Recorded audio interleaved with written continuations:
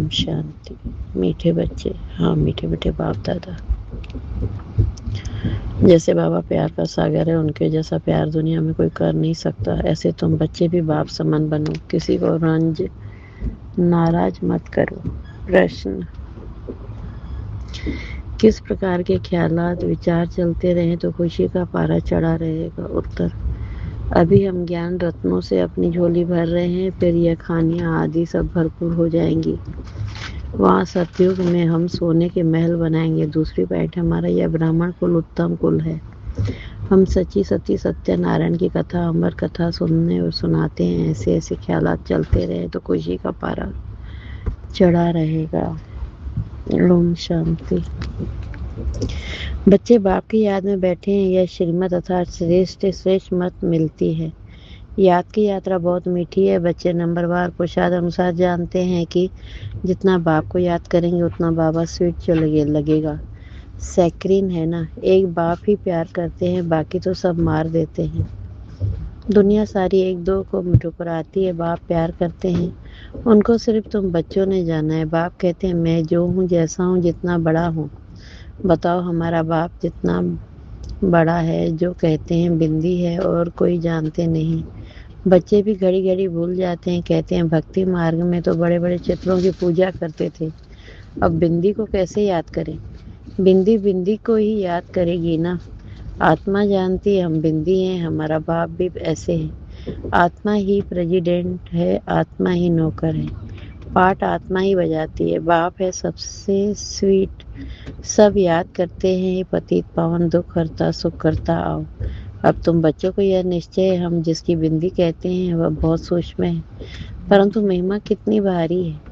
भले महिमा गाते भी हैं, ज्ञान का सागर, शांति का सागर, परंतु समझते नहीं वह कैसे आकर सुख देते हैं। मीठे मीठे चिल्ड्रन हर एक समझ सकते हैं कौन कौन कितना श्रीमत पर चलते हैं। श्रीमत मिलती है सर्विस करने की। बहुत मनुष्य बीमार रोगी हैं, बहुत हैं जो हेल्दी भी हैं। भारतवासी जानते हैं सत्युग में आयु बहुत बड़ी, एवरेज 125-150 वर्ष की थी। हर एक अपनी फुल आयु पूरी करते हैं। यह तो बिल्कुल ही छीछी दुनिया है जो बाकी थोड़ा समय ही है। मनुष्य बड़ी बड़ी धर्मशालाएं आदि अभी तक बनाते रहते हैं, जानते नहीं यह बाकी कितना समय होंगी। मंदिर आदि बनाते हैं, लाखों रुपया खर्च करते हैं, उनकी आयु बाकी कितना समय होगी। तुम जानते हो यह तो टूटेगी टूटे। तुमको बाबा मकान आदि बनाने के लिए कभी मना नहीं करते। तुम अपने ही घर में एक कमरे में हॉस्पिटल कम यूनिवर्सिटी बनाओ, बिगर कोई खर्चा। हेल्थ वेल्थ हैप्पीनेस 21 जन्म के लिए लेना है। इस नाले से यह भी समझाया है तुमको सुख बहुत मिलता है जब तमो प्रधान बने, जब जास्ती दुख होता है। जितना जितना तमो प्रधान बनते जाएंगे उतना दुनिया में दुख अशांति बढ़ती जाएगी। मनुष्य बहुत दुखी होंगे, फिर जय जयकार हो जाएगी। तुम बच्चों ने जो विनाश दिव्य दृष्टि से देखा है सो फिर प्रैक्टिकल में देखना है। स्थापना का साक्षात्कार भी बहुतों ने किया है। छोटी बच्चियां बहुत साक्षात्कार करती थी, ज्ञान कुछ भी नहीं था। पुरानी दुनिया का विनाश भी जरूर होना है। तो बच्चे जानते हो बाप ही आकर स्वर का वर्षा देते हैं, परंतु बच्चों को फिर पुरुषार्थ करना है ऊंच पद पाने का। तुम बच्चों को बाप बैठ यह सब बातें समझाते हैं, वह थोड़े ही जानते हैं कि बाकी थोड़ा समय है। बाप कहते हैं मैं हूँ दाता, मैं तुमको देने आया हूँ। मनुष्य कहते हैं पतित पावन आओ, आकर हमको पावन बनाओ।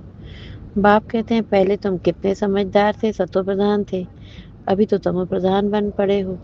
तुम्हारी बुद्धि में भी अब आया, आगे थोड़े ही समझते थे कि हम विश्व पर राज्य करते थे। तुम विश्व के मालिक थे, फिर जरूर बनेंगे। हिस्ट्री जाकर फिर रिपीट होगी। बाप ने समझाया है 5000 वर्ष पहले मैं आया था, तुमको स्वर का मालिक बनाया था, फिर तुम 84 जन्मों की सीढ़ी उतरते हो। यह विस्तार कोई भी शास्त्र में नहीं है। शिव बाबा ने कोई शास्त्र आदि पढ़ा है क्या? उनको तो ज्ञान की अथॉरिटी कहा जाता है। वो लोग भी शास्त्र आदि पढ़कर शास्त्रों की अथॉरिटी बनते हैं। वह भी तो गाते हैं पतित पावन आओ, गंगा स्नान करने जाते हैं। वास्तव में यह भक्ति है ही गृहस्थियों के लिए। बाप बैठ समझाते हैं, उनको भी पता नहीं कि सदगति दाता कौन है। बाप समझाते, तुम मुझे बुलाते भी हो, हे पतित पावन आओ, मैं तुमको पावन बनाता हूँ। मैं तुमको पढ़ाने के लिए आता हूँ, ऐसे नहीं कि हम पर कृपा करो। मैं तो टीचर हूँ, तुम कृपा आदि क्यों मांगते हो? आशीर्वाद तो अनेक जन्म लेते आए हो, अब आकर माँ बाप को मिल्कियत का मालिक बनाओ। और आशीर्वाद क्या करेंगे? बच्चा पैदा हुआ और बाप की मिल्कियत का मालिक बना। लौकिक बाप को कहते हैं कि कृपा करो, यहाँ तो कृपा की बात नहीं है, सिर्फ बाप को याद करना है। यह भी किसको पता नहीं है कि बाबा बिंदु है। अभी तुमको बाप ने बताया, सभी कहते भी हैं परमपिता परमात्मा, गॉड फादर, सुप्रीम सोल। तो परमात्मा ठहरे ना, वह सुप्रीम, बाकी सब आत्माएं हैं ना। सुप्रीम बाप आकर आप संबंध बनाते हैं, और कुछ नहीं है। कोई की बुद्धि में होगा क्या कि बेहद का बाप जो स्वर का रचयिता है, वह आकर स्वर का मालिक बनाते हैं। तुम अभी जानते हो श्री कृष्ण के हाथ में स्वर का गोला है। गर्भ से बच्चा बाहर निकलता है, तब से आयु शुरू होती है। श्री कृष्ण पूरे 84 जन्म लेते हैं। गर्भ से बाहर आया उस दिन से 84 जन्म गिनेंगे। लक्ष्मी नारायण को तो बड़ा होने में 30-35 वर्ष लगे ना, तो वह 30-35 वर्ष 5000 वर्ष से कम करना पड़े। शिव बाबा का तो गिनती नहीं कर सकते। शिव बाबा कब आए टाइम दे नहीं सकते। शुरू से साक्षात्कार होते थे। मुसलमान लोग भी बगीचा आदि देखते थे। यह नोदा भक्ति तो कोई ने नहीं की है। घर बैठे आप ही ध्यान में जाते रहते थे, वह कितनी नोदा भक्ति करते हैं। अभी बाप बैठ सम्मुख समझाते हैं, बाबा दूर देश से आया है। ये बच्चे जानते हैं, इसमें प्रवेश कर हमको पढ़ाते हैं, लेकिन फिर बाहर जाने से नशा कम हो जाता है। याद रहे तो खुशी का पारा भी चढ़ा रहे और कर्मातीत को अवस्था को हो जाए, परंतु उसमें टाइम चाहिए। अब देखो श्री कृष्ण की आत्मा को अंतिम जन्म में फुल ज्ञान है, फिर गर्भ से बाहर निकलेंगे पाई का भी ज्ञान नहीं होगा। बाप आकर समझाते, श्री कृष्ण ने कोई मुरली बजाई नहीं, वह तो ज्ञान जानते ही नहीं। लक्ष्मी नारायण ही नहीं जानते तो फिर ऋषि मुनि सन्यासी आदि कैसे जानेंगे? विश्व के मालिक लक्ष्मी नारायण ने ही नहीं जाना तो फिर यह सन्यासी लोग कैसे जानेंगे?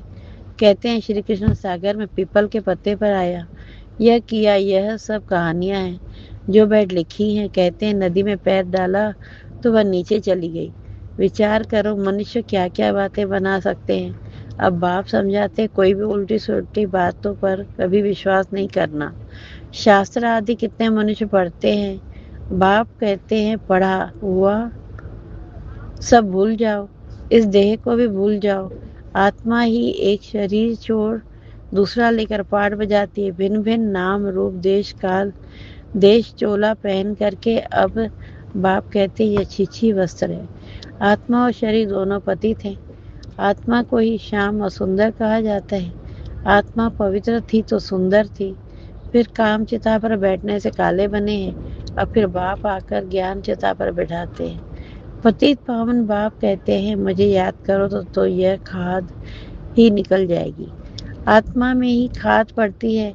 कलयुग अंत में तुम गरीब हो, वहाँ सतयुग में ऐसा कुछ तुम सोने के महल बनाएंगे।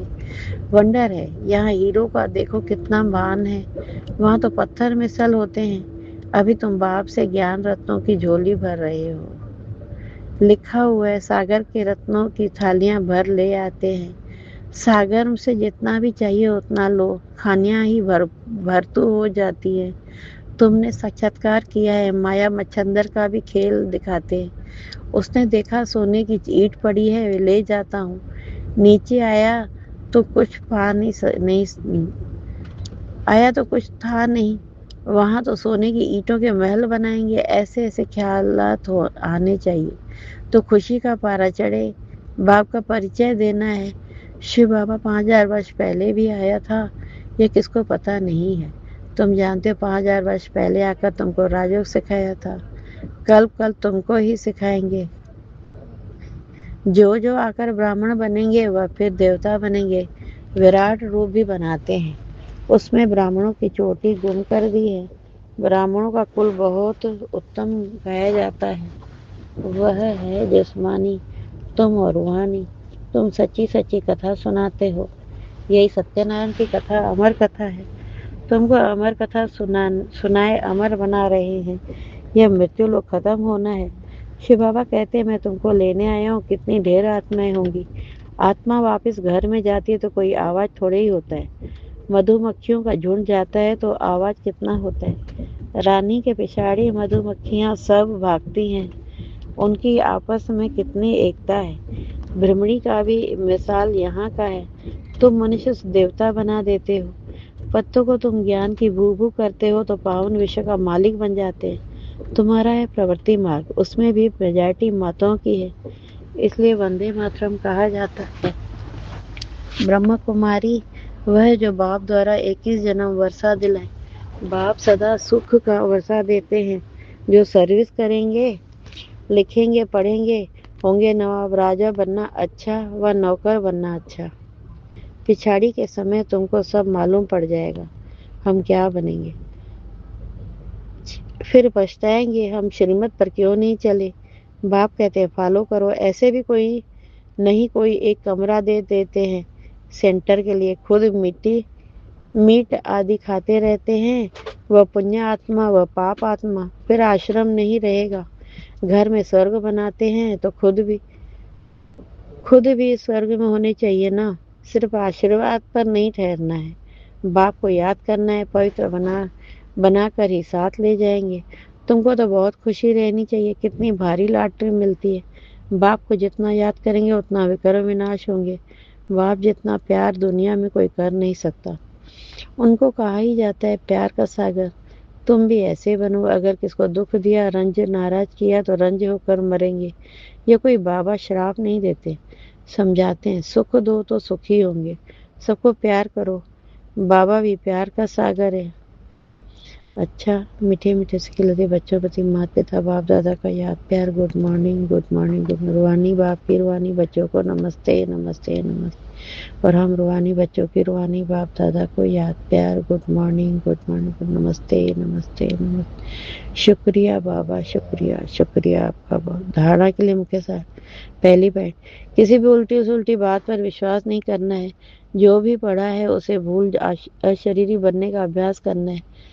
दूसरी पॉइंट, सिर्फ आशीर्वाद पर नहीं चलना है, स्वयं को पवित्र बनाना है। बाप को हर कदम में फॉलो करना है।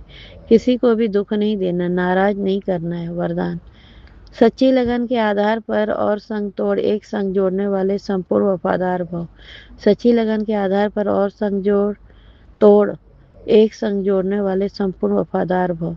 संपूर्ण वफादार उन्हें कहा जाता है जिसके संकल्प व स्वप्न में भी सिवाय बाप के और बाप के कर्तव्य व बाप की महिमा के, बाप के ज्ञान के और कुछ भी दिखाई न दे। एक बाप दूसरा न कोई। बुद्धि की लगन सदा एक संग रहे तो अनेक संग का रंग लग नहीं सकता। इसलिए पहला वायदा है और संग तोड़ एक संग जोड़। इस वायदे को निभाना अथवा संपूर्ण वफादार बनना। स्लोगन, सत्यता की स्व स्थिति परिस्थितियों में भी संपूर्ण बना देगी। सत्यता की स्व स्थिति परिस्थितियों में भी संपूर्ण बना देगी। यह व्यक्ति सारे सदा अचल अडोल एक रस स्थिति का अनुभव करो। हम ऊंचे ऊंच बाप के बच्चे हैं, ये याद रहने से एक रस अवस्था रहेगी। जब एक से संबंध रहता है तब अवस्था भी एक रस रहती है। अगर और कहाँ संबंध की रग जाती है तो एक रस अवस्था नहीं रहेगी। तो एक रस अवस्था बनाने के लिए सिवाय एक के और कुछ भी देखते हुए न देखो। ओम शांति। शुक्रिया बाबा, शुक्रिया आपका।